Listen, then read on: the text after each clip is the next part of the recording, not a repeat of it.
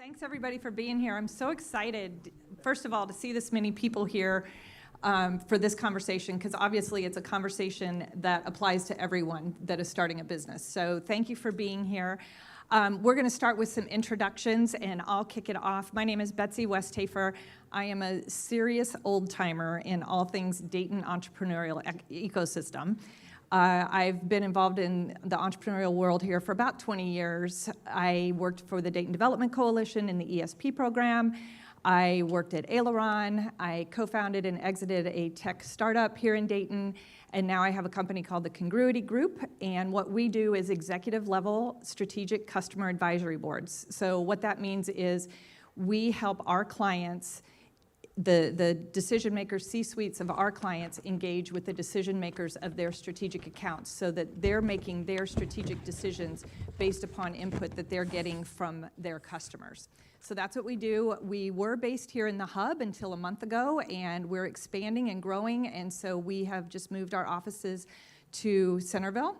And I also mentor in the capstone class for UD, also held here at the hub. So always available. If anybody has any questions, love to reach out. I love talking to entrepreneurs. So that's a little bit about me. I'm going to turn it over to Will to make his introduction. Yes, hi there. My name is Will Foster. I own a company called Picnk. It's a meal prep company. We ship meals around the greater Dayton area, similar to like HelloFresh or Blue Apron, located in Bellbrook. I also co-own a gym in Lebanon, Ohio. It's called Revolution Group Fitness. Between both of those businesses, I've learned quite a lot and have a lot to share today. I have a background in exercise physiology. I owned a personal training company through college, started at my sophomore year. So I was 21 interacting with a lot of the people in this room and at this event about 5 or 6 years ago. And I can say there's a lot of resources out there, and it's cool to see events like this grow. And what I've even seen in the last few years has been incredible. So happy to be here. Thanks, Will. Juanita. Good afternoon, Perky people. I am Juanita Michelle. I am the owner of Perk Coffeehouse and Wine Bar, Perk Express, and the newly opening Soul Food Carryout in West Dayton. I am a Daytonian to heart. I keep all things funky. I am a graduate of Dunbar High School. I have several degrees. By profession, I am a college professor. But about 7 years ago, we opened the doors to Perk, and it's been an adventure ever since. I thank any of you guys that are here that are our customers, and I also want to invite you. Is that me? Way to own it, Jay. Stop it. And I also want to invite you guys to listen up to our Broken Entrepreneur podcast. It's going to launch next week. That's going to tell you a lot more about my personal story and journey. And we're also going to journal via podcast, an 18-month journey to putting things back together post-COVID, building a more sustainable model, which is profitable and scalable. Thank you so much. Great introduction. Kémo. Good afternoon. Good afternoon, everyone. There we go. My name is Kémo Akutera. I am the founder of Design to Build, a fabrication, cargo texture fabrication and development construction firm, as well as Trep House, a venture development organization focused on supporting new majority founders, more commonly known as BIPOC founders, but changing the narrative and recognizing where that power lies. I've been an entrepreneur since about 2003. Since before that, before high school graduation, I didn't realize that's what it was until 2003. And I have been a consultant for several people in this community. Again, unbeknownst to me, I had a lot of late development in understanding why I was doing what I was doing and how I was able to do so, and how other people were on that same journey and were by themselves. So my goal has been to get more people of color to recognize that being a person of color in this world in and of itself is entrepreneurship. And I stand to, I'll put my theory up against anybody else's that it's not, because I've witnessed how so many people have done so much more with so much less. Thank you so much, Kémo. Okay, before we get started into the questions, a couple of things I wanted to throw out there. We really want this to be an interesting dialogue and conversation. So if you have questions, just shout them out. I have to say it's really hard to see from here with the lights. So if you have a question, don't be shy. Just reach out and say question or something like that. Really want you guys to feel like this is a conversation. Second thing is, and I'm so glad you brought this up about your podcast, as you're hearing things, be sure to document these resources that you hear about, because I'm sure throughout the conversation, everybody will be sharing a lot of resources they have. And I totally forgot to mention that I have a podcast as well called the Really Know Your Customer podcast. So tell us again the name of your podcast. The Broken Entrepreneur. Okay, great. So yeah, just be sure to capture all of these resources that you hear throughout the conversation. So with that, Will, we're going to start with you. I think everyone in this room can agree that entrepreneurship is not for the faint of heart, and it's certainly not the path of least resistance. So with that, Will, tell us why you decided, yes, I'm all in, knowing that this might not be the easiest path. And actually, we just had a conversation right before we came on about how hard it can be as an entrepreneur. So what was it inside of you? What's your why? What made you decide that, yeah, I'm gonna do this? Yeah, great question. So first of all, I kind of just like doing my own thing. You know, I've worked here and there for people over the years, and it doesn't quite click. And I value my time, and you know, I'm okay with failing because at least it was on me. You know, and so entrepreneurship allows that. There is a lot of freedom in it. A lot of my friends, like in college when I started my first business, thought that could plan my own schedule and do all that. And I'm like, man, I'm working like 70 hours a week. You know, like there's not that life. It's not as glamorous in the beginning. And as you mentioned, some of the struggles, you know, you face a lot of struggles, including financing and resources that we're not aware of that will make you aware of today. And then things like COVID. I mean, if you got a business through COVID, you've got, you know, an MBA in business basically, even if you didn't go to school. But it always comes down to the why that gets you through those tough times. And me personally, I find it fulfilling. I like to be able to have, I guess, two now small businesses that provide income for people. I can provide, do my best to provide a good work environment for somebody, and I find that fulfilling. And then, you know, we're not nonprofits, but I think businesses can do a lot of good and set a good example. So, for example, during COVID, we donated free or reduced meals, through donations, over 17,000 meals to the community. And we were still a business, but during that time frame, because we're so small, people thought we were a nonprofit. And I'm like, no, this just shows what business can do when people come together and kind of rally behind you. So I think I would answer, you know, my main why. Yeah, thanks, Will. Juanita. So in 2013, I was getting very close to the end of completing my doctoral degree. And I knew those student loans were looking at me in my face, and I did not want to jeopardize the lifestyle that I had built at that time with paying off student debt. So it was important for me to create a business that would allow me to satisfy those debts as well as continuing to live the way that I was and to do more. So that was one of the reasons for me, just financial sustainability. But I've always had this in me. I've been working at some type of business, something, as my mother would say. You're always doing something since I was 9 years old. So it's always been a part of who I was. But the time in 2013 was different because I really wanted to create something that was going to be sustainable and not just a 6-month hit and run. My first brick and mortar attempt opened its doors in April of 2002, and 6 months later it was closed because there was poor planning. And anyone who has a conversation with me about entrepreneurship, my number one thing is planning, putting your planning feet first, planted on the ground, understanding what you're getting into, understanding how much it's going to cost, and then pursuing your money. You can't pursue money if you don't have a clue on how much you need. So that was a part of my why. Just, again, it's in me and just to gain financial sustainability. Excellent, excellent. And Kémo, what about you? In entrance into entrepreneurship was a little different. I actually was looking to go the traditional route, even though it didn't really gel well in high school. I went on a black college tour my sophomore or junior year down south, and so I knew I wanted to go to Tuskegee. And for me, going to college meant connecting with people from other places, you know, getting access to information that was almost inaccessible coming from Dayton in 2002, 2003, the way I felt.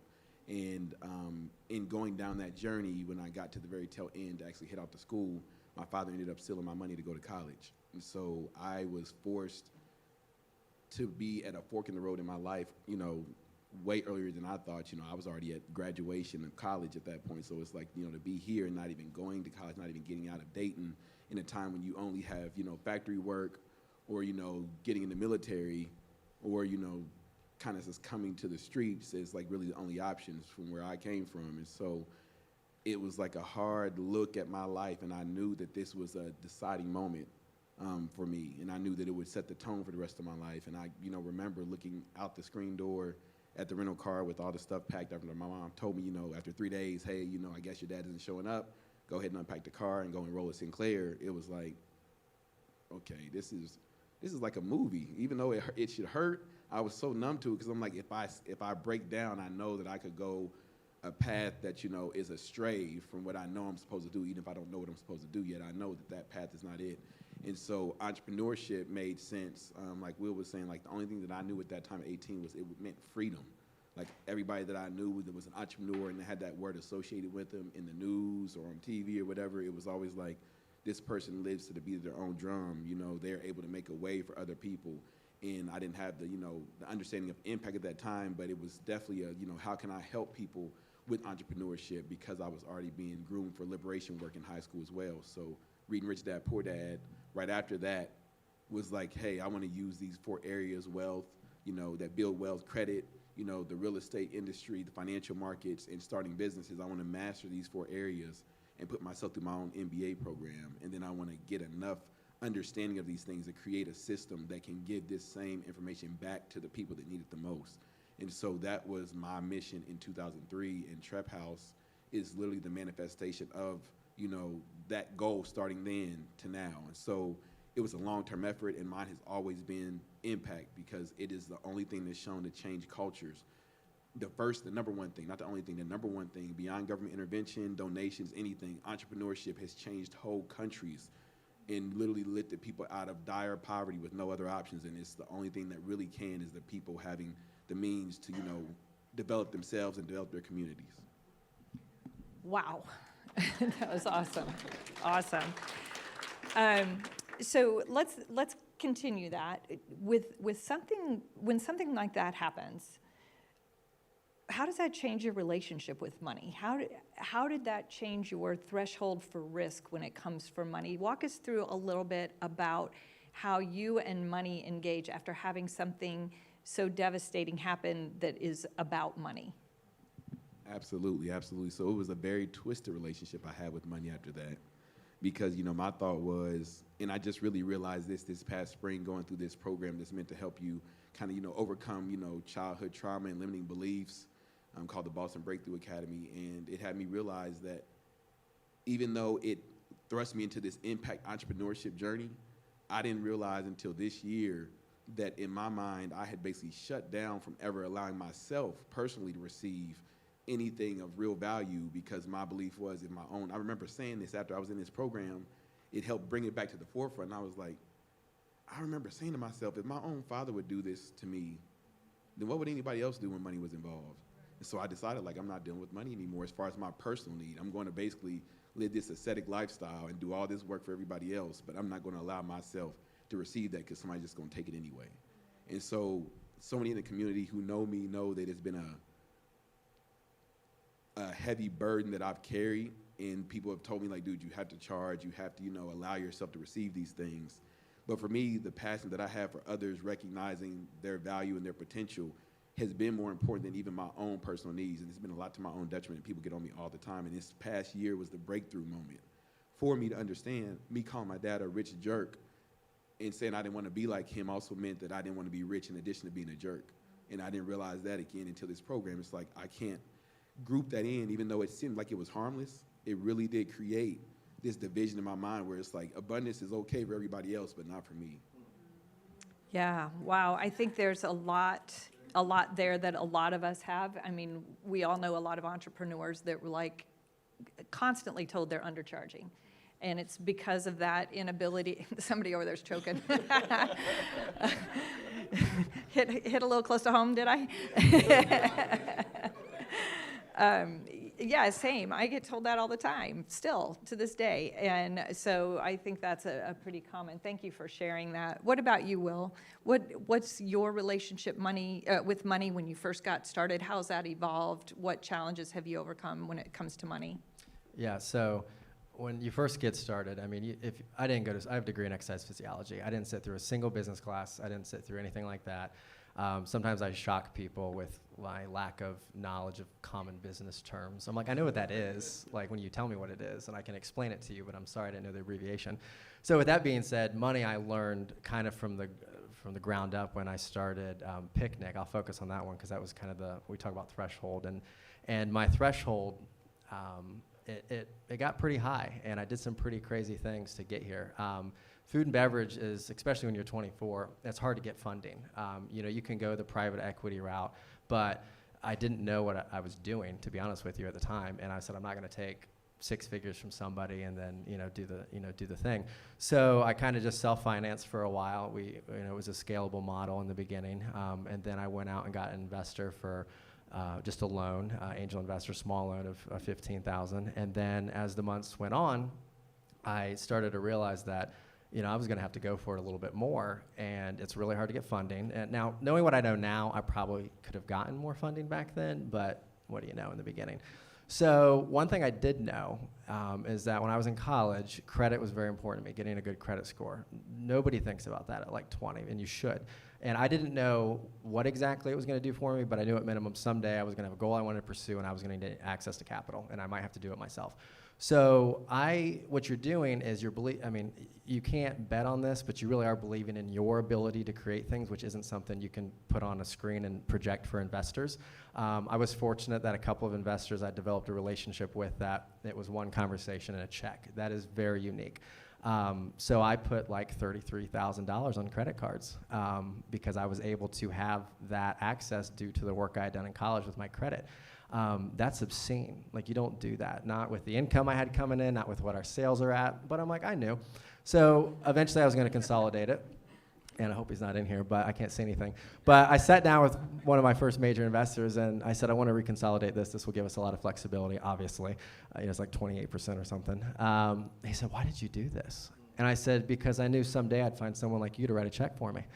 And he's like, that's not a plan. I'm like, but we're here, and don't do that. That's not like, I'm not saying I do that, but like, I bet on myself. Now, there's times what I say is like, there's these ledges, and I like throw something up to the ledge, and I put myself out there, and I have no way to get to that ledge. And you find a way to get to that next level. You put it out there, and then you just find a way somehow. There have been some close corners, that is for sure, especially during COVID, like some very close corners, some times that you might be a week away from going under, and you just kind of swing it back. But I would say my threshold, it got much more different perspective, that's for sure. But you believe in yourself, throughout that process, and you learn what you're capable of doing. Yeah, thanks, Will.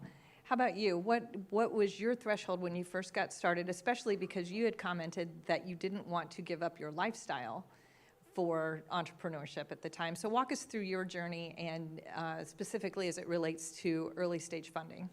Okay. So in 2002, on that first journey with the brick and mortar space, 6 months into it, as I was closing, I turned and I looked at my children. I have 3 children. And they had suffered from my entrepreneurship journey, that 6-month journey. So for me, as a mother, I couldn't put myself in a position, again, to take a risk unless I was able to support myself financially. Because at the point where I was in 2013, I would only walk the road. I would take the risk only if I would still be able to support my family, because they weren't allowed to suffer again because of my risk. So as a parent, that's one of the things that you do when you're walking out on a tightrope. You have to understand that everybody is like, you know, you're on a tightrope, but you have one kid here, one kid here, one kid here. So you have to balance all of that. You have to balance your household, your food, the insurances, all of the things. And, you know, I found security in keeping a job. And probably like you, I'm probably not the best employee. But I wasn't a good employee before Third Perk happened. I'm just kidding. But, so, you know, taking that risk, for me, after 2004, when I had that first failure, my father was still living. Now, he, like me, a parent who's not going to let their kids fall, he was not going to let me fall. But he passed away in 2004. And when my father passed away in 2004, at that very time, I had never had a job over 2 years because I would work, and if it wasn't working for me, I'm like, psh, you know. So my relationship with employment or money really hinged on the fact that I had a father who I knew was going to always take care of me. So in 2004, I had to get serious about everything in life. So that was the first time I had a job. I was at Mount Street Academies for 3 years. I left Mount Street, went to Sinclair, where I stayed for 13 years. And that was, again, I went from less than 2 years to, I know how to stay at a job, and it's kind of cool when you get here and you get a little comfortable. But I had a relationship with money that was, again, very secure. But I think because I was so secure in it, there was a lack of respect for it also. So going into my business, I had things that I thought were going to propel me. I had a home that was paid for, so that was my collateral. I remember I was like, I wear my credit score on my shirt. You know, I had a 725, and no, that's not the highest, but I had a 725 credit score, and I had some cash. So I felt like I had everything that I needed in order to move forward going into Third Perk, because my father was no longer there, and I had children to protect, although my sons were grown, but they're still children. Always. 7 years later, they're still children. But my daughter was going through high school, and I didn't want her to have to sacrifice too much, again, for my journey. So, but in the last 7 years, I've had a new respect for money and the access to it and how we use those funds. Okay, great. Thank you so much. Let's get a little bit down in the weeds as far as specific resources for funding. What different places, I know you mentioned credit cards and not necessarily advocating for that, but what are some of the specific resources? And I think anybody that's here probably knows a lot of the resources that are available through the Entrepreneur Center, through the SBA, SBDC, all of those, but which are all wonderful. We're so, I have to say, very blessed in the Dayton community that we have access to so many different resources as entrepreneurs. But what are some of the specific ones that you've either become aware of or have personally used yourself? I know we're trying to shy away from credit cards, but I have a gimmick, you know, type of thing for another business I have, showing people the 30 credit cards I had when I first started flipping houses. So I actually got started flipping houses using a lot of credit cards because there was no access to capital at that time, especially for speculation. So I'm a big proponent of using credit, especially business credit, personal credit, if you can find it where you have amicable terms, because the first stage of the funding life cycle of a business is expected to come from the founder or co-founders. So if that's not savings you have, if you don't make enough at your job, I tell people you have 9 digits, and if credit is not there for supporting and creating businesses, you know, production that improves things in the economy and society, then what is it for? Because I don't see buying a house or buying a car as ever buying an asset. I actually discourage people and tell them, you know, you should be investing that in a crowd fund or starting a business because it's a risk either way. And if you aren't making money off that house or car, then it's a liability, technically, depending on which perspective you're looking from. So I'm a big proponent of credit, and it is the lifeblood of almost every business, big or small. Walmart is the largest credit account holder in the nation, possibly the world. They have about 400 plus credit accounts. So they operate off it. Like, we need to not be so fearful of it, but not be using it to, go and buy a jet ski or go on a trip, and get food. Like, we can't do that. We have to do better about that. And then the other pieces for me is crowdfunding. So I'm running a crowdfund campaign right now for Design to Build because we have a large 50,000 square foot facility. We have a lot of equipment to get. We want to build a spec model so the community, can see exactly what these look like. And so we're doing a crowdfund campaign right now, looking for the community, to empower us. And we also give the community an opportunity that didn't exist prior to 2012, prior to former President Obama, bringing the Jobs Act into law. It was impossible for the common person to invest and support startups, or for those startups to go out and advertise for that. But now it is possible for everybody to get involved and support startups, and as we should, because 95% of all the jobs in our community are created in the nation. This is nationwide, a national community, are created by companies with 5 employees or less. So it's not Amazon, it's not Walmart, it's the small orgs. So where better to put your money than the people that are trying to create solutions and, and opportunities for the rest of everybody else. I think that's a really, really interesting point you bring up about the paradigm shift of not being too afraid of credit. Will mentioned it, I did it. We've all been in places where if you're really going to be all in, that might be the path, and it's not evil. You just have to not let it get too far out of control and be able to have a respect for it, as you said. What about you? What are some of the other resources that you're aware of for funding that you've either taken advantage of or could share with the audience? Okay, so when I started the journey, in my head, and this was before I did any of my actual planning, I felt like I'm going to open up a little coffee house. $50,000 is all I need, and I'll be able to make that in 2 summers working extra at Sinclair.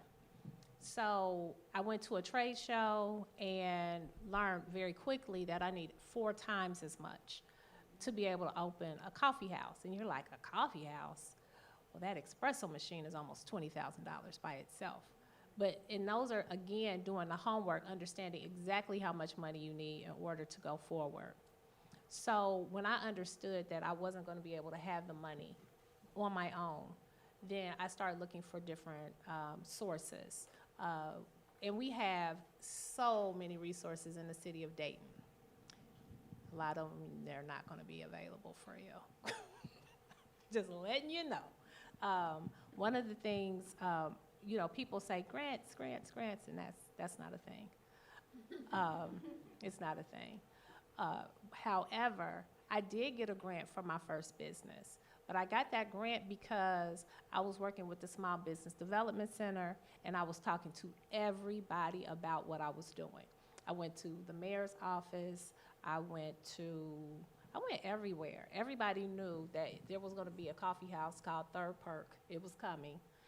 And because it was chatter about my business, and when I landed downtown, they're like, well, there's a facade grant. And I'm like, a facade grant? So back in 2015, the city had a grant to improve the exterior of downtown Dayton. So I benefited by getting an awning, because if any of you are familiar with our original space, our third Perk space, when we got there, there was no awning on Ludlow. They added the awning. The owners also got the facade grant. So they got a piece, and then I got a little piece to put the patio together. So the city pretty much dollar for dollar matched me in putting that patio together.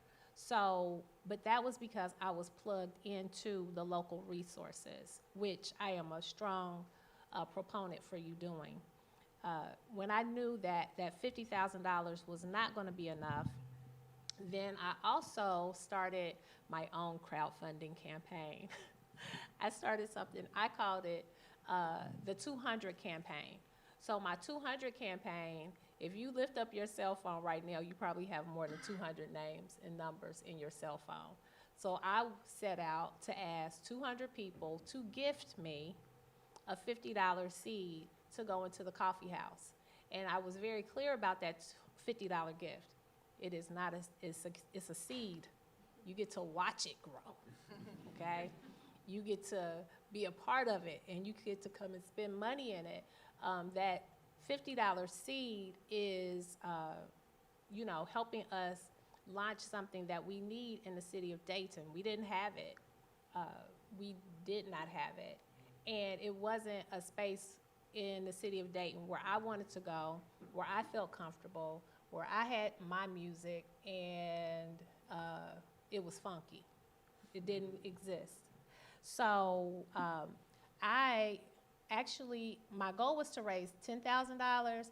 Before I got discouraged, I raised almost $5,000 with that 200 campaign. And that was very helpful. I had 2 family members offer to plant seeds into the Coffeehouse.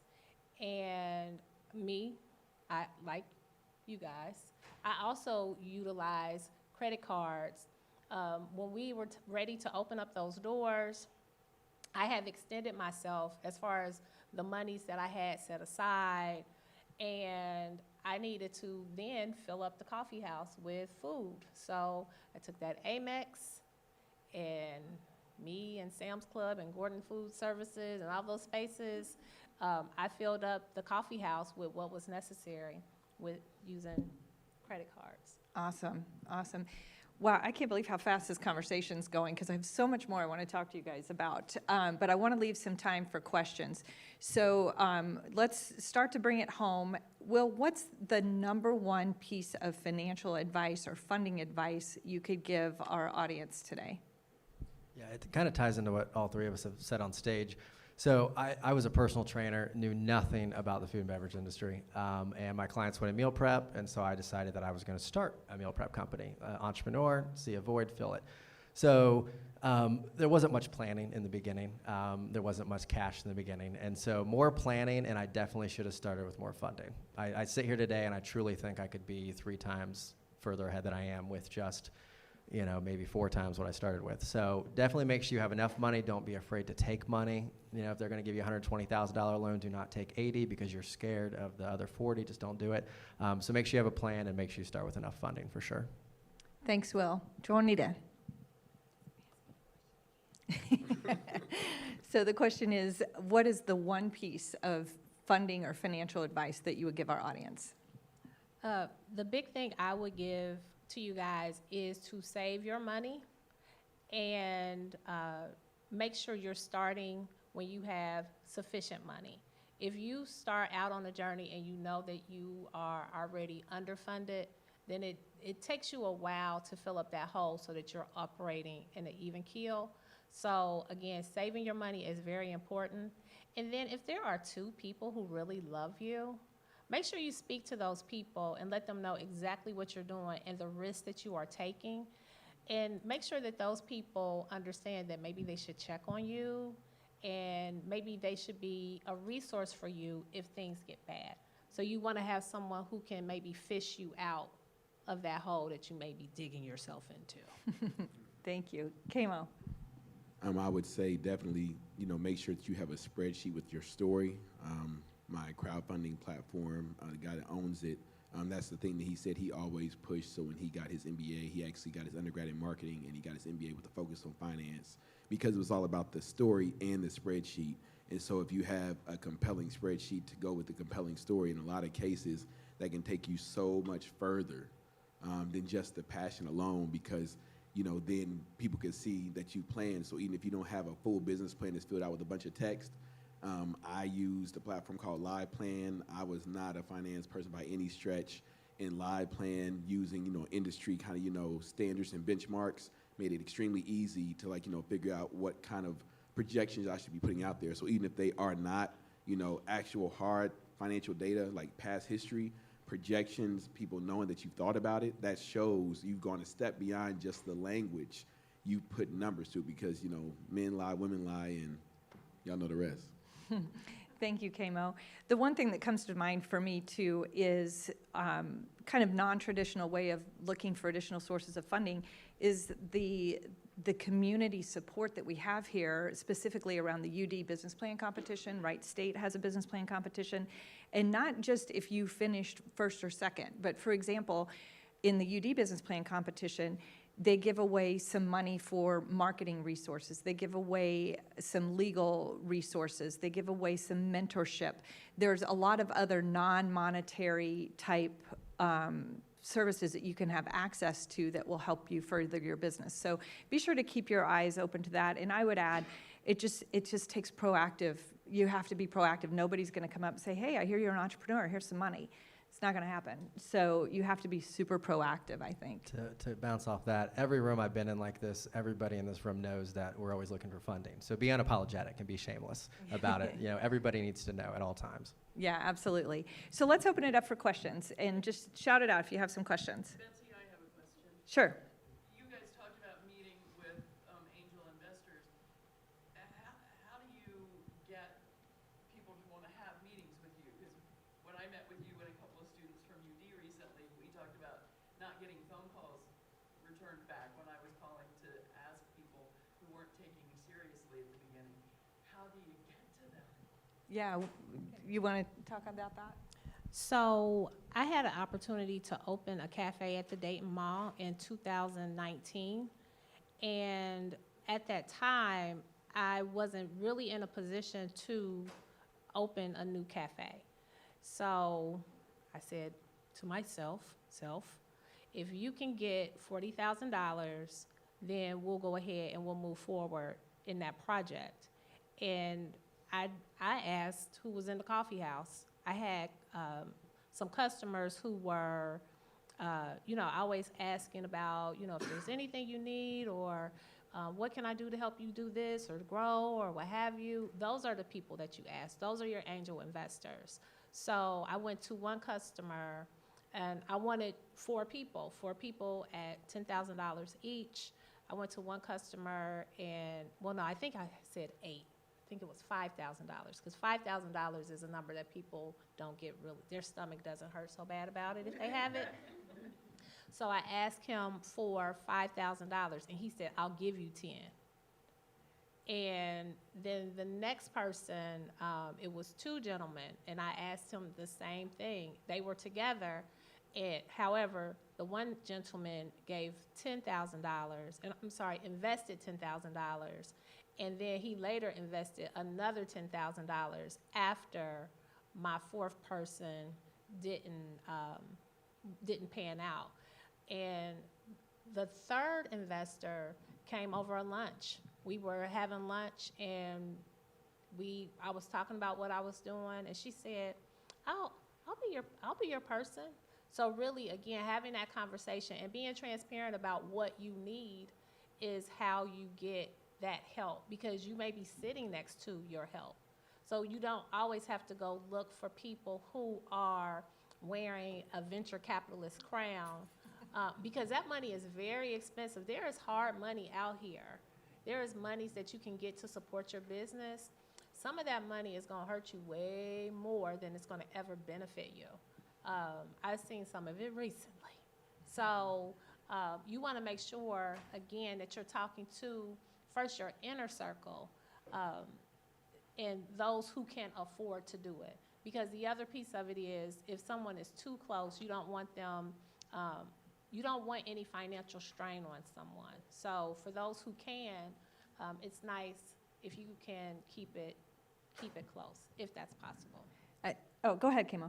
I just want to add, a lot of angel investors oftentimes are, successful entrepreneurs themselves. So they know, intimately well what it really takes to succeed, and they know whether or not you're there yet. So they can see right through any facade anybody could think to put on, because it's like, I've done it, and I've made my money doing that, so you can't BS me. There's no way you can BS me, because I've lived it. And so making sure that you understand the psychology of an angel investor or somebody who has enough to invest, the mindset is going to be different from somebody who's hungry and up and coming and they're looking at it through a lens of, I have to keep what I made and continue to make more versus, getting started from the scrappy bottom and having nothing. So it's a different psychology that you have to kind of get into. Reginald, do we have time for one more question? Okay, one more question. Right here. Okay. I got one. Kémo, I'm gonna challenge you on something. So, you said that you are in favor of credit, but that you speak against buying a home. No, I didn't speak against buying a home. I simply said that it's considered a liability if it does not make you money. So if you're paying out every month, then technically on a balance sheet, it is a liability until you realize any gains that you may get from the equity or what have you. 100% agree. However, most credit cards have a higher interest rate than a home equity loan, a home equity line of credit, excuse me. Is it not a good idea to buy a home, take out that line of credit, get the better rate, and do the same thing? If you can, in fact, buy a home with that much equity, and if there's no seasoning period, then absolutely. But also, I have a card in my pocket right now that's a $25,000 card with the 18% or 18-month no interest on any purchases made. So I encourage things like that, where if you're a prime borrower, you can get a credit card that has 0% interest for a year or 2 years, beating even that home equity line of credit. To add to that too, one of my investors actually, that is our line of credit, but it's through her. So it is something we utilize, and it's kind of who it's for and who it works for, but we found a lot of success with that access. Gotcha. And then I'll have, sorry, one more. And this is for either of you. I mean, any three of you. What are you doing to stay in compliance with regulation crowdfunding through the Jobs Act? Or do you hire an attorney? Do you do your homework? How are you staying in compliance as you crowdfund? So I know for myself, funny story, when I was doing my 200 campaign, one of the reasons why I stopped my campaign was because when I got to my financial advisor, when it was his turn, for hey Kev, this is what I'm doing. I need $50. Da, da, da. And he kind of said, hey, be careful with that, because you have to be careful in how you're doing it, and that's why we have those crowdfunding platforms. But again, as an entrepreneur, we set out and we create things for ourselves. So although again I raised some monies, I didn't want to have any negative attention or anything filed on me because I wasn't staying in the guidelines. So I pretty much, again, one of the reasons why I stopped, because I didn't want to have any issues with that, not understanding and not having an attorney guiding me through that process. Thank you. Panelists, are you going to be sticking around today where people can come up and ask you more questions? All right. Well, thank you so much. Thanks, everybody, for being here for this session. I think it was very, very valuable.